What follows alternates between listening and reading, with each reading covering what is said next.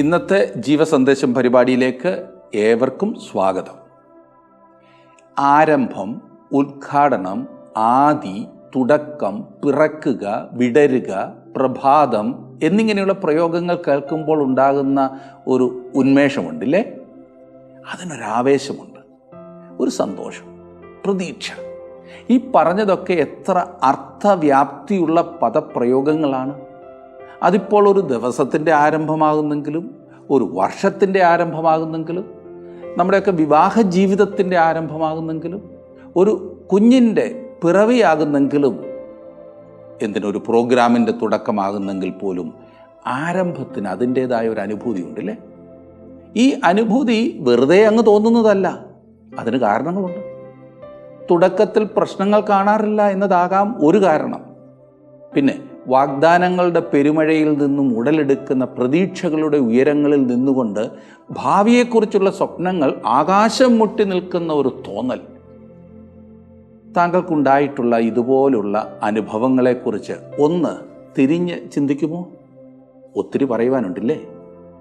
എന്തെങ്കിലും ആരംഭിച്ച ആ അനുഭവം, കുടുംബജീവിതത്തിലേക്ക് പ്രവേശിച്ച ആ ആദ്യ നാളുകൾ, നിങ്ങളുടെ ആദ്യത്തെ കുഞ്ഞിനെ നിങ്ങളുടെ കൈകളിലേക്ക് വെച്ച് തന്നപ്പോൾ ഉണ്ടായ അനുഭൂതി, കൊതിച്ചിരുന്ന ഒരു ജോലി കിട്ടി അതിൽ ആദ്യമായി പ്രവേശിച്ച ദിവസമുണ്ടായ അനുഭൂതി. ഇങ്ങനൊരു അനുഭവത്തെക്കുറിച്ചാണ് ഇന്നു മുതൽ നാം ഒരുമിച്ച് പഠിക്കുവാൻ പോകുന്നത്.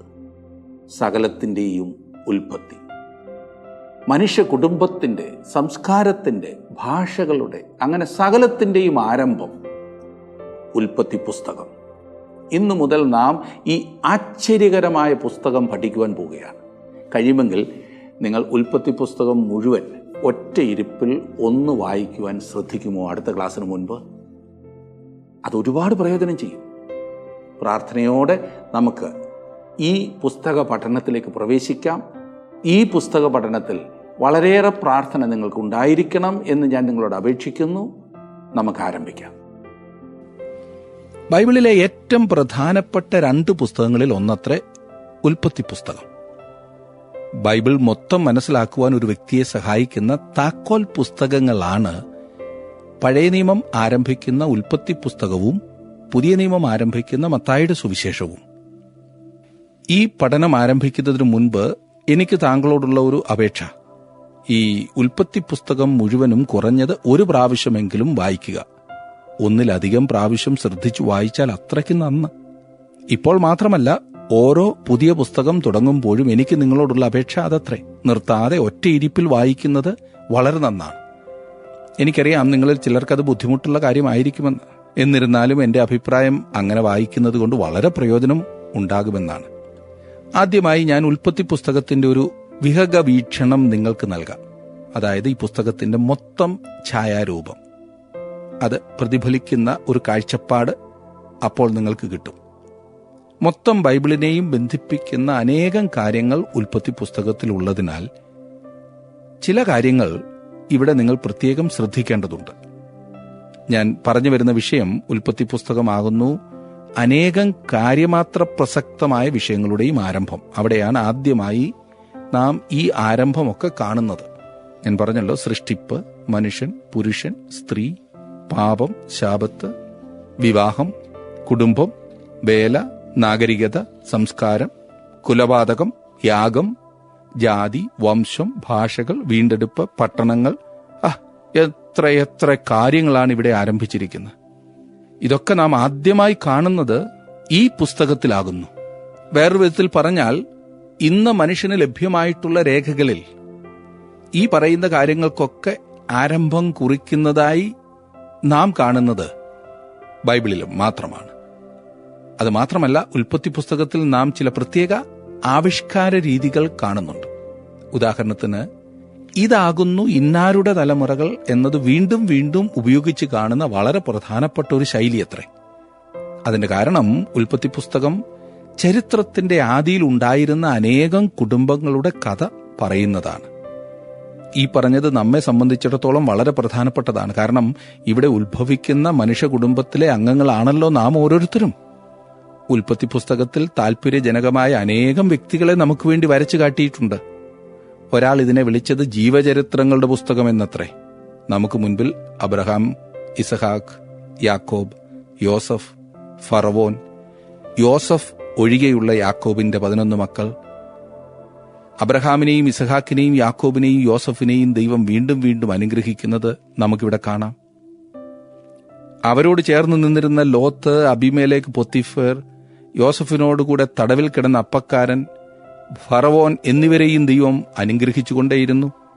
ഇതൊക്കെ ഇവിടെ കാണുവാൻ സാധിക്കുന്ന യാഥാർത്ഥ്യങ്ങളാണ്. ഈ പുസ്തകത്തിൽ ഉടമ്പടിയെക്കുറിച്ച് സൂചിപ്പിച്ചിരിക്കുന്നത് നാം കാണുന്നു.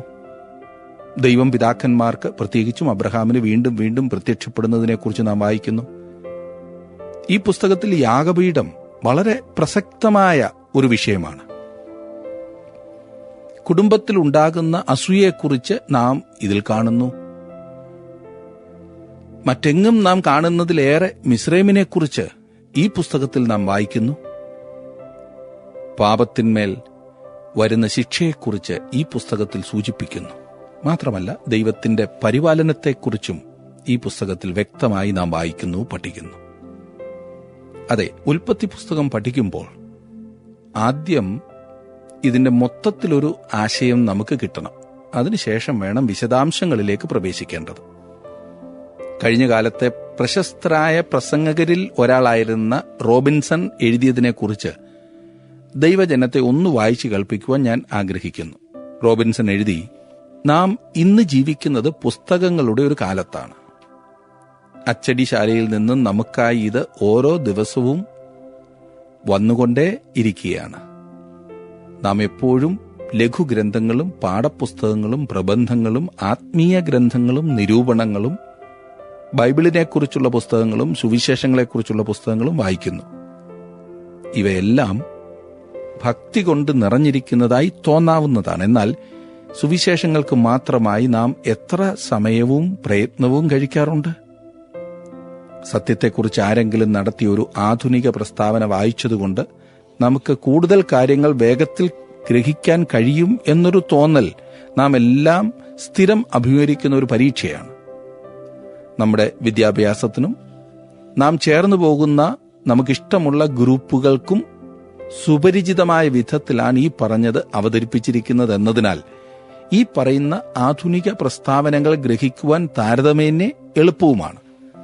എന്നാൽ നമ്മുടെ അന്തരാത്മാവിലേക്ക് ആഴ്ന്നിറങ്ങി നമ്മിൽ നിലനിൽക്കുന്ന നമ്മുടെ സ്വത്തായി മാറുന്നത് നാം അനായാസം നേടിയെടുക്കുന്ന നല്ലവ അല്ല. പടപൊരുതി നേടിയെടുത്തിട്ടില്ലാത്തതൊന്നും മൂല്യമുള്ളതായി അനുഭവപ്പെടില്ല എന്ന ലളിതമായ യാഥാർത്ഥ്യം ഓർത്തിരിക്കുന്നത് നമുക്കെപ്പോഴും നല്ലതാണ്. പ്രകൃതിയിലെ സത്യങ്ങളെ തന്നെ ശ്രദ്ധിച്ചാൽ നമുക്കത് മനസ്സിലാകും. അനായാസം ഗ്രഹിക്കുവാൻ കഴിയുന്ന വിധത്തിലല്ല അവയൊക്കെ നൽകപ്പെട്ടിരിക്കുന്നത്. വിലയേറിയ മുത്തുകൾക്കായി പാടുപെടുന്ന ഒരു മനുഷ്യനിൽ കാണാറുള്ള പാടവവും ചുറുചുറുക്കുമാകുന്നു കൃപയുടെ ഈ നിധിക്കു വേണ്ടി ആഗ്രഹിക്കുന്നവരിലും കാണേണ്ടത്. എത്ര അർത്ഥവത്തായ ചിന്തയാണ് പ്രിയ റോബിൻസൺ ഇവിടെ പറഞ്ഞു തന്നത്. ഞാൻ അതിനോട് പൂർണ്ണമായി യോജിക്കുന്നു സുഹൃത്തെ. കാരണം മറ്റൊരു ഗ്രന്ഥത്തിനും കഴിയാത്ത വിധം ബൈബിൾ നമ്മുടെ ഹൃദയത്തോട് സംസാരിക്കുവാൻ കഴിവുള്ള ഗ്രന്ഥമാകുന്നു. ഇത് ഞാൻ വിശ്വസിക്കുന്നു. അതുകൊണ്ട് ഞാൻ പഠിപ്പിക്കുന്ന അധ്യായങ്ങളും വാക്യങ്ങളും എല്ലാം വായിക്കുന്നതും ആകുന്നു. ദൃശ്യമാധ്യമങ്ങളിലൂടെ ആകുന്നു നിങ്ങൾ എന്നെ കേൾക്കുന്നതെങ്കിൽ വേദഭാഗങ്ങളെല്ലാം തന്നെ എഴുതി കാണിക്കുന്നതായിരിക്കും.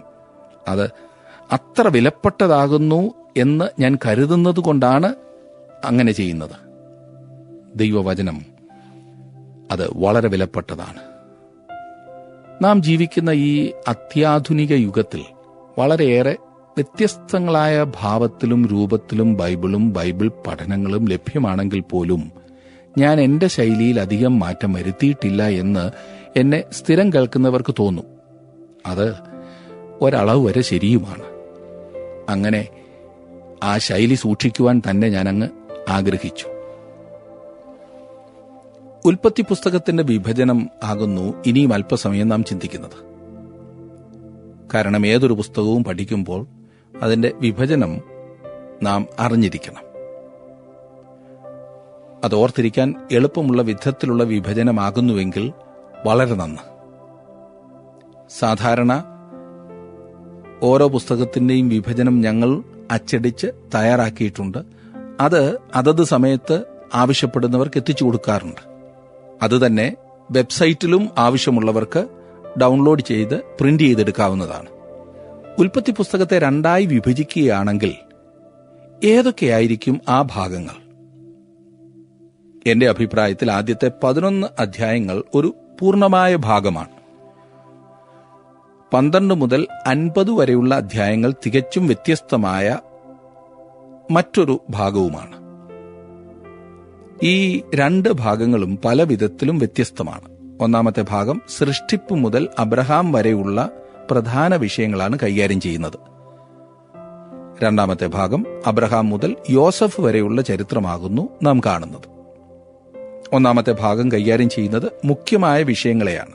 അതെ, ഇന്ന് വരെ ജീവിച്ചിട്ടുള്ള ചിന്തിക്കുന്ന മനുഷ്യന്റെ ശ്രദ്ധയെ ആകർഷിക്കുന്ന വിഷയങ്ങൾ: സൃഷ്ടിപ്പ്, മനുഷ്യന്റെ പതനം, ജലപ്രളയം, ബാബേൽ ഗോപുരം, ഇതൊക്കെയാണ് ആദ്യത്തെ വിഷയങ്ങൾ. രണ്ടാമത്തെ ഭാഗം വ്യക്തികളെക്കുറിച്ചാണ് പരാമർശിക്കുന്നത്. അബ്രഹാം വിശ്വാസത്തിന്റെ മനുഷ്യൻ, ഇസഹാക്ക് പ്രിയപുത്രൻ, യാക്കോബ് തിരഞ്ഞെടുക്കപ്പെട്ട ശിക്ഷിച്ച് നന്നാക്കിയ മകൻ, യോസഫ് അവന്റെ കഷ്ടങ്ങളും മഹത്വവും. അങ്ങനെ പോകുന്നു രണ്ടാമത്തെ പ്രധാന ചിന്തകൾ. ഞാൻ ഈ പറഞ്ഞതാണ് പ്രധാന ഭാഗങ്ങൾ എങ്കിൽ തന്നെ ഇതിനേക്കാൾ പ്രസക്തമായ മറ്റൊരു വിഭജനം കൂടിയുണ്ട്.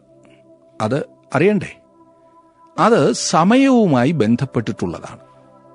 ആദ്യത്തെ 11 അധ്യായങ്ങൾ ഏറ്റവും കുറഞ്ഞത് 2000 വർഷങ്ങളിലെ വിഷയങ്ങളെയാണ് കൈകാര്യം ചെയ്തത്. വാസ്തവത്തിൽ 2000 മുതൽ അങ്ങോട്ട് എത്ര വേണമെങ്കിലും ആകാം. എത്ര കോടി വർഷങ്ങൾ നിങ്ങൾ പറയുന്നോ അതൊക്കെ അവിടെയുണ്ട്. എന്റെ അഭിപ്രായത്തിൽ അനേക ലക്ഷം വർഷങ്ങൾ എന്ന് പറയുന്നതായിരിക്കും ഉത്തമം. ഞാൻ വിശ്വസിക്കുന്നത് ഉൽപ്പത്തിയിലെ ഈ ആദ്യ ഭാഗം താങ്കൾ മുറുകെ പിടിക്കുന്ന സിദ്ധാന്തത്തിന് എത്ര വർഷങ്ങൾ വേണോ അത് മുഴുവനും ഉൾക്കൊള്ളുന്നതാണ്. അതിൽ കൂടുതലൊന്നും വേണ്ടല്ലോ. ശരിക്കും താങ്കൾ പഠിച്ചാൽ താങ്കളുടെ കണക്കുകൂട്ടൽ കുറഞ്ഞുപോയി എന്ന് തോന്നിയേക്കാം. ഈ പറഞ്ഞ 11 അധ്യായങ്ങൾ ഏറ്റവും കുറഞ്ഞത് 2000 വർഷങ്ങളിലെ വിഷയമാകുന്നു എന്ന് ആർക്കും അറിയാം. എന്നാൽ ഉൽപ്പത്തി പുസ്തകത്തിലെ ബാക്കിയുള്ള 39 അധ്യായങ്ങൾ 350 വർഷങ്ങൾ മാത്രമേ കൈകാര്യം ചെയ്യുന്നുള്ളൂ. അതിനേക്കാൾ രസം ഉൽപ്പത്തി പുസ്തകം 12-ാം അധ്യായം മുതൽ പഴയ നിയമം മുഴുവനും കൂടി, ഇനിയും പുതിയ നിയമം കൂടി എടുത്താട്ട്, ഇതെല്ലാം കൂടി ഉൾപ്പെടുന്ന വിഷയം 2000 വർഷങ്ങൾ മാത്രമാണ് എന്നുള്ളതത്രേ വളരെ ചിന്തിപ്പിക്കുന്ന വേറൊരു വസ്തുത. അതുകൊണ്ട് സമയത്തിന്റെ കാര്യം പരിഗണിച്ചാൽ ഉൽപ്പത്തി പുസ്തകം 1-ാം അധ്യായം മുതൽ 11-ാം അധ്യായം വരെ പഠിച്ചു കഴിയുമ്പോൾ ബൈബിളിലെ പകുതി സമയത്തെ നാം കവർ ചെയ്തു കഴിഞ്ഞു, പഠിച്ചു കഴിഞ്ഞു. എങ്ങനെയുണ്ട്? ഇത് താങ്കളുടെ ബുദ്ധിയോടും ഹൃദയത്തോടും പറയുന്നത് ഉൽപ്പത്തി പുസ്തകത്തിന്റെ ആദ്യ ഭാഗം നൽകിയതിൽ ദൈവത്തിന് ചില കൃത്യമായ ഉദ്ദേശം ഉണ്ടായിരുന്നു എന്നത്രേ, അല്ലേ? താങ്കളുടെ ചിന്ത എന്താണ് ഈ കാര്യത്തിൽ? ദൈവം കൂടുതൽ ഊന്നൽ നൽകുന്നത് ഈ ആദ്യ ഭാഗത്തിനാണോ അതോ ബൈബിളിന്റെ ശേഷിക്കുന്ന ഭാഗത്തിനാണോ? രണ്ടാമത്തെ ഭാഗത്തിനാണ് ദൈവം കൂടുതൽ പ്രാധാന്യം കൊടുക്കുന്നത് എന്നല്ലേ ഇതിൽ നിന്നും നാം മനസ്സിലാക്കുന്നത്? ആദ്യത്തെ ഭാഗം കൈകാര്യം ചെയ്യുന്നത് പ്രപഞ്ചം, അതിന്റെ ഉൽപ്പത്തി എന്നിത്യാദി കാര്യങ്ങളാകുന്നു. എന്നാൽ ഒടുവിലത്തെ ഭാഗം കൈകാര്യം ചെയ്യുന്നത് മനുഷ്യൻ, രാഷ്ട്രങ്ങൾ, ദൈവത്തിന്റെ പുത്രനായ യേശുക്രിസ്തു, ഇതൊക്കെയാണ്. ദൈവത്തെ സംബന്ധിച്ചിടത്തോളം അവൻ സൃഷ്ടിച്ച മുഴുവൻ പ്രപഞ്ചത്തെക്കാൾ ഏറെ താൽപര്യം അബ്രഹാം എന്നൊരു വ്യക്തിയിലായിരുന്നു. എന്നെ ശ്രദ്ധിച്ചുകൊണ്ടിരിക്കുന്ന പ്രിയ സുഹൃത്തെ, ദൈവത്തിന് ഈ കാണുന്ന ഭൗമിക പ്രപഞ്ചത്തെക്കാൾ ഏറെ താൽപര്യം താങ്കളോടാണ്. അതെ, താങ്കളോട്. നിങ്ങളിലാകുന്നു അവൻ അധികം വില കൽപ്പിക്കുന്നത്. എത്ര അത്ഭുതകരമായ ചിന്തയാണിത്! ഇന്ന് മനുഷ്യർ തങ്ങൾക്ക് ഗ്രഹിക്കുവാൻ പ്രയാസമായ പലതിലും സമയം കളഞ്ഞ് ഏറ്റവും പ്രധാനപ്പെട്ടതിനെ അവഗണിക്കുന്നതാണ് എല്ലായിടത്തും കാണുന്നത്. ഒന്നിനും സമയമില്ല എന്ന് പറയുന്ന മനുഷ്യൻ എന്തിൻ്റെയൊക്കെ പുറകെ ആകുന്നു ഓടുന്നത് എന്ന് നിങ്ങളൊന്ന് പഠിച്ചാൽ യാതൊരു പ്രയോജനവുമില്ലാത്ത പലതിൻ്റെയും പിൻപെയാണ്. ഒട്ടും സമയമില്ലാത്ത മനുഷ്യൻ ഒട്ടും പ്രയോജനം ചെയ്യാത്ത സീരിയലിന്റെ മുൻപിൽ 3-4 മണിക്കൂർ ഒരു ദിവസം തന്നെ അങ്ങനെയിരിക്കും. ഇതുപോലെ പലതിനും ഓടിയിട്ട് എന്ത് നേടിയെന്ന് ചോദിച്ചാൽ അവന് തന്നെ അറിയില്ല എന്ത് നേടിയെന്ന്. ഉൽപ്പത്തി പുസ്തകം 1-ാം അധ്യായം മുതൽ 11-ാം അധ്യായം വരെയുള്ള വിഷയങ്ങളെ അവലോകനം ചെയ്ത് ഉത്തരം കണ്ടുപിടിക്കുവാൻ എന്തുമാത്രം പണവും കഴിവുകളുമാകുന്നു മനുഷ്യൻ നഷ്ടപ്പെടുത്തുന്നത്. ആദ്യത്തെ 11 അധ്യായങ്ങളിലെ വിഷയങ്ങളെ ഒന്ന് ശരിക്കും മനസ്സിലാക്കുവാനും മറ്റുള്ളവർക്ക് മനസ്സിലാക്കി കൊടുക്കുവാനുമുള്ള തത്രപ്പാട്. എന്നാൽ ദൈവത്തെ സംബന്ധിച്ചിടത്തോളം അതിനേക്കാൾ പ്രധാനപ്പെട്ടതാണ് താങ്കളും ഞാനും. തന്റെ മക്കളായ മനുഷ്യൻ തന്റെ മഹത്വത്തിനായി താൻ സൃഷ്ടിച്ച മക്കളാണ് ദൈവത്തിന് ഏറ്റവും പ്രധാനപ്പെട്ടത്. വേറൊരു ഉദാഹരണത്തിലൂടെ ഞാനിതൊന്ന് വിശദീകരിക്കാം. കുറെ കൂടി നിങ്ങൾക്ക് മനസ്സിലാക്കുവാൻ കഴിയുന്ന ഒരു വിശദീകരണം തരാം. ദൈവത്തിന് പ്രധാനപ്പെട്ടത് എന്താകുന്നു എന്ന് തിരിച്ചറിയുവാൻ സഹായിക്കുന്ന വേറൊരു ഉദാഹരണം. പുതിയ നിയമത്തിലേക്ക് വരുമ്പോൾ 4 സുവിശേഷങ്ങളിൽ മൊത്തം 89 അധ്യായങ്ങളാകുന്നു ഉള്ളത്, ഇല്ലേ? അവയിൽ 4 അധ്യായങ്ങൾ മാത്രമാണ് യേശുക്രിസ്തുവിന്റെ ഈ ഭൂമിയിലെ ആദ്യത്തെ 30 വർഷത്തെ പരാമർശിക്കുന്നത്. 33 വർഷം ഇവിടെ ജീവിച്ച യേശുക്രിസ്തുവിന്റെ ആദ്യത്തെ 30 വർഷത്തെ പരാമർശിക്കുന്നതിന് വേണ്ടി 4 അധ്യായങ്ങൾ മാത്രം എഴുതി. 85 അധ്യായങ്ങൾ യേശുക്രിസ്തുവിന്റെ ഒടുവിലത്തെ 3 വർഷത്തെക്കുറിച്ചാണ് പറയുന്നത്. അതിൽ തന്നെ 27 അധ്യായങ്ങൾ ക്രിസ്തുവിന്റെ ഈ ഭൂമിയിലെ ഒടുവിലത്തെ 8 ദിവസങ്ങളിലെ വിഷയങ്ങളാണ് കൈകാര്യം ചെയ്തത്. ശ്രദ്ധിച്ചോ? ദൈവത്തിന്റെ ആത്മാവ് എവിടെയാണ് ഊന്നൽ കൊടുക്കുന്നത് എന്നുള്ള വസ്തുത തെളിയിക്കുവാൻ ഞാൻ ഇതിൽ പരം എന്താണ് പറയേണ്ടത്? ദൈവത്തിന്റെ ആത്മാവ് കാര്യപ്രസക്തമായി പറഞ്ഞിരിക്കുന്നത് ക്രിസ്തുവിന്റെ ഈ ഭൂമിയിലെ 8 ദിവസങ്ങളിലെ സംഭവങ്ങളാകുന്നു എന്ന് സംശയമന്യേ ഏവരും സമ്മതിക്കുമെന്ന് എനിക്കറിയാം. അവിടെ നാം കാണുന്നത് എന്താണ്? അതെ, അവന്റെ മരണം, അടക്കം, ഉയർത്തെഴുന്നേൽപ്പ്. സുവിശേഷത്തിലെ ഏറ്റവും പ്രധാനപ്പെട്ട ഭാഗം അതുതന്നെയാണ്. വേറെ വിധത്തിൽ പറഞ്ഞാൽ, ദൈവം സുവിശേഷങ്ങൾ നമുക്ക് നൽകിയത് ക്രിസ്തു നമ്മുടെ പാപങ്ങൾക്കായി മരിച്ചു എന്നും നമ്മുടെ നീതീകരണത്തിനായി ഉയർത്തെഴുന്നേറ്റു എന്നും നാം വിശ്വസിക്കേണ്ടതിനത്രേ. അതാണ് അത്യന്താപേക്ഷിതമായ കാര്യം. അതത്ര ഏറ്റവും പ്രധാനപ്പെട്ട സത്യം. ലോകത്തിലുള്ള സകല ജ്ഞാനവും സമ്പാദിച്ചിട്ട് സകല വിവരണങ്ങളും മനസ്സിലാക്കിയിട്ട് ഈ ഒരു വസ്തുത, ഈ ഒരു സത്യം നാം അറിയാതെ പോയാൽ, അംഗീകരിക്കാതെ പോയാൽ ഈ അറിവ് കൊണ്ടൊന്നും യാതൊരു പ്രയോജനവും ഉണ്ടാകില്ല. അതുകൊണ്ട് എന്താണ് തന്റെ പ്രിയപ്പെട്ട മക്കൾ അറിഞ്ഞിരിക്കേണ്ടത് എന്ന് ദൈവത്തിനറിയാം. അതിനു മാത്രം ഊന്നൽ കൊടുത്ത് തന്റെ വചനത്തിൽ നമ്മെ അവൻ പഠിപ്പിച്ചു. ഞാൻ വീണ്ടും പറയുവാൻ ആഗ്രഹിക്കുന്നത്, ബൈബിളിലെ ആദ്യത്തെ 11 അധ്യായങ്ങൾ ബൈബിളിന്റെ അവതാരിക മാത്രമാണ്. നാം ഈ വിധത്തിൽ വേണം ആ ഭാഗം കാണുവാനും പഠിക്കുവാനും. അങ്ങനെ പറഞ്ഞതുകൊണ്ട് ഈ ആദ്യത്തെ 11 അധ്യായങ്ങൾ ഞാൻ പഠിപ്പിക്കുന്നില്ല എന്ന് ആരും കരുതണ്ട. പ്രാധാന്യം കുറച്ച് പഠിപ്പിക്കുമെന്നും കരുതണ്ട. അങ്ങനെയല്ല ഞാൻ അർത്ഥമാക്കിയത്. അർഹിക്കുന്ന ഗൗരവം നൽകി തന്നെ അല്പം സമയം എടുത്ത് തന്നെ ആയിരിക്കും നാം ഇത് പഠിക്കുവാൻ പോകുന്നത്. ബൈബിളിന്റെ ഞാറ്റടിയാകുന്നു ഉൽപ്പത്തി പുസ്തകം. ഇവിടെ നാം കാണുന്നത് ആരംഭം, ഉറവിടം, സകലത്തിന്റെയും ഉൽപ്പത്തി, ജനനം. മനോഹരമായ ഒരു റോസാ മുട്ടുപോലെയാണ് ഉൽപ്പത്തി പുസ്തകം. ബൈബിളിന്റെ ബാക്കി ഭാഗത്ത് അത് വിടർന്ന് ഭംഗിയും സൗരഭ്യവും നൽകുന്നത് നാം കാണുവാൻ പോകുകയാണ്. ഇവിടെ സത്യം വിത്ത് രൂപത്തിൽ കാണപ്പെടുന്നു. ഉൽപ്പത്തി പുസ്തകം വിഭജിച്ച് പഠിക്കുവാൻ ഏറ്റവും നല്ല മാർഗം വംശാവലിയിലൂടെ, അഥവാ കുടുംബം കുടുംബമായി വിഭജിച്ച് കാണുന്നതാണ്. മലയാളികളായ നമുക്കൊക്കെ ഏറ്റവും താല്പര്യം തരുന്ന ഒരു വിഭജനമായിരിക്കുമല്ലോ ഈ പറഞ്ഞത്. ഇന്നെല്ലാം കുടുംബയോഗമാകുന്നുവല്ലോ. അത് കണ്ടുപിടിക്കുവാൻ കൊച്ചു കുട്ടികൾ പോലും ഇന്റർനെറ്റിലും ഫാമിലി ട്രീ ഉണ്ടാക്കി പഠിക്കുന്നത് കാണാൻ സാധിക്കും. ഒരിക്കൽ പോലും കണ്ടിട്ടില്ലാത്ത കസിൻസിനെയും കുടുംബക്കാരെയും ഫേസ്ബുക്കിലൂടെയും വെബ്സൈറ്റുകളിലൂടെയും കണ്ടെത്തി ബന്ധങ്ങൾ പുതുക്കുന്നത് എന്ത് രസമാണ്. നാട്ടിലാണെങ്കിൽ പ്രായമുള്ളവർ കുടുംബയോഗത്തിന്റെ തിരക്കിലാണ്. എത്രയെത്ര ശാഖകൾ! പണ്ടൊന്നും തിരിഞ്ഞു നോക്കിയിട്ടില്ലാത്തവർ പോലും ഇപ്പോൾ ശാഖകൾ ഉണ്ടാക്കി ഒരു കുടുംബമായി കഴിഞ്ഞു. നല്ല കാര്യം, നടക്കട്ടെ. എല്ലാവരും അങ്ങനെയാകട്ടെ. നമ്മളെല്ലാം ഒരു കുടുംബത്തിലെ ആളുകൾ തന്നെയാണ്.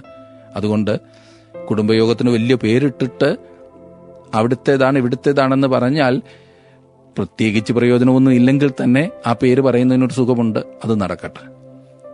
ഉൽപ്പത്തി പുസ്തകത്തിലെ കുടുംബയോഗങ്ങളെ നമുക്കൊന്ന് പരിചയപ്പെടാം. ഇവിടെയുമുണ്ട് കുടുംബയോഗം കേട്ടോ. ഇതിൽ ഏത് ശാഖയിലുള്ളവരാണ് നിങ്ങളെന്ന് ശ്രദ്ധിച്ചു കൊള്ളണം. ഞാൻ ഇനിയും പറയാം, ശ്രദ്ധിച്ചോണം കേട്ടോ.